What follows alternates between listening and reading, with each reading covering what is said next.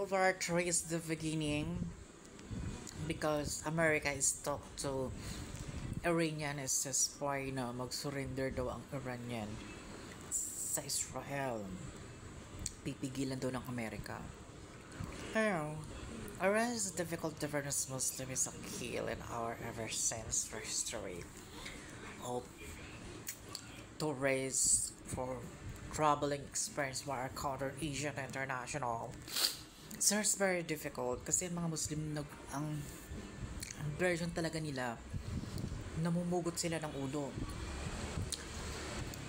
For experience and Mindanao and the Philippines for Canadian hostages and targeting for head na pinugutan talaga ng ulo because mga Filipino Muslim. Sa mga Filipino Muslim, pumupunta yan sa ibang bansa ng iba-ibang Dubai, Qatar, Bangladesh, Egypt, Houthis, Buddhists, identified of Joe's People, Turkeys, yan, ganyan. Iranian was devastated because Muslim is religion, it's one religion. Yun ang kanilang Panginoon, si Allah, yung prophet na emperor na as a evil, yung Diablo, nakaaway ni Jesus Christ even before the end time na namatay siya on the cross. So, over disgusting the world, it's unbelieving into something exists. At sinasabi ng Iranian politician whatever na sila daw nanalo to fight war in Israel because America is told to surrender. Mahirap yun. Hindi mo pwedeng yung kaaway mo isusurrender mo ang bansa mo or Israel and America is told to Iran surrender na tumigil sila kasi walang kasunduan yan Israel is all damages problem like the Strait of Hormuz to oil delivery for gas and tankers for shipping around the world. The world market is very affected. Closing the Iranian to China is a business supplier, USA, at wala kayong magagawa dyan. Labanan ng gobyerno at leader yan. For all our affected, it's all exclusive. Iba naman opinion mo, nag-aaway ang president to president, leader to military, tapos yung individual, business pa pumapasok sila sa Iran at pumapasok ng Amerika at bawal na yun. Pwede kayong patay ng Iranian na pumapasok sa bansa na involved this war like Philippines and China. Lahat ng mga Chinese sa Philippines pwede na palayasin ng Philippines. Lahat ng mga Pilipino sa China pwede na palayasin ng China. Because involved stake, you are not a relationship.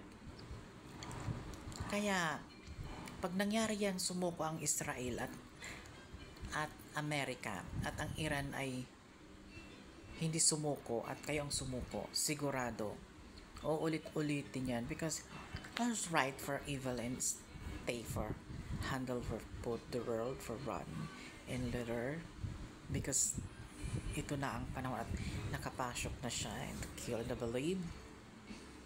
Marami yung mga Iranian, mga Muslim people, marami yung hostage ng mga American, Asian people, marami silang papatay kasi gaganti sila as damages.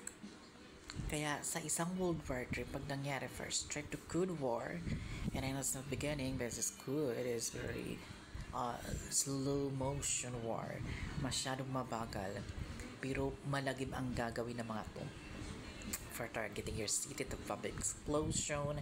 Nangyari sa US Marathon, mga Muslim din may gawa, tapos tourists for bombing an airport and damages for bombing, explosion airplane, ship for travel people around visiting. Kasi involved na ang kanilang bansa. O aaway-away na. So, wala na kayong magagawa dyan. Kaya, para sa akin, I really bad or anything right. Kailangan talaga mangyari ang war.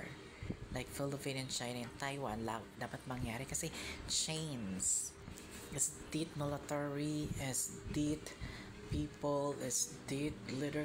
Pag nangyari yan, dapat ang mga gobyerno nagpapakamatay ng president. Yan, nagpapakamatay na yan, mga government senator. Kasi pag hindi sila nagpakamatay, alam mo nangyari to sa World War II ba? Oswald Gulfer Supper. Hindi sila pumayag. Kasi yung nabuhay ang mga military, na yung mga politician tumago at tumakas. Ang ginawa nila, pinatay nila. So, nangyari ang change. Kumuha sila ng tao na matalino at good for leader, yun na nangyari ang naging leader ng bansa. Because nakasalalay dyan kasi. Unang-una nakasalalay sa military. Powers and Navy because his wings is military army. So president, you are leader because his sultan is possession. Your president is a leader because siya sultan. Kasi nga leader siya. So, yun ang mangyayari. Then the middle is and Jews people to Christian and Israel and Jerusalem. It's a very big time. This is war is never stop. Hindi pa tapos ang war na to. At may mga unti-unti pang sumasabog. What the boundaries. Kaya yung mga bitter dyan, travel kung saan saan. Mga individual, whatever. Hindi na problema ng gobyerno yan.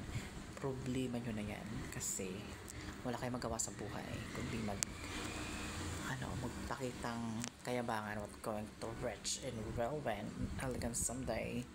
But always spoken hard to you now. So this is very important. So my happy na since my translates accent. So President Donald Trump, can I ask you here over my YouTube and Philippines? Bakit ayaw niyo pa binibigay ang aking mano ransom? Ha? Talagang pinapainit yung ulo ko ha. Hindi kayo nakakatulong at nauubos ang oras ko dito for just what happened in the Philippines. At dapat hindi nga ako naggaganito eh.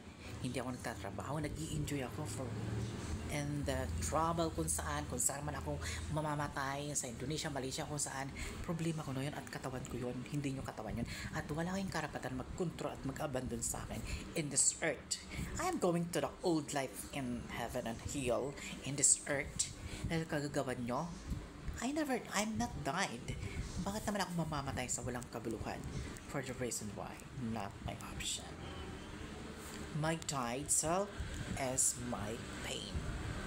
Alam ko kung ako nang mamamatay at mamamatay ako sa ayaw ko sa gusto ko. Kaya nga diba, well, what happened to person but living online para matapos. Payag ako makulong but going here. Ayaw nyo kasi akong ma-destroy kaya hindi tayo matatapos.